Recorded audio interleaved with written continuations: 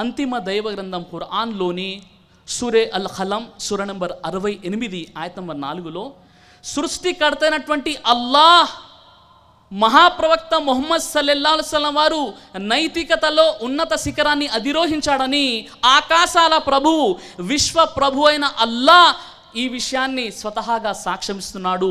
ఈ విషయంలో ఇతర సంస్కర్తలు, ప్రవక్తలు, మేధావులు, మహానుభావులు ఎవరు కూడా ఆయన నైతికతకు సాటిగా నిలబడలేరని దైవమే స్వతహాగా ఖురాన్లో సూర అల్ ఖలం సూర నంబర్ 68 ఆయత నంబర్ 4లో తెలియజేస్తున్నాడు.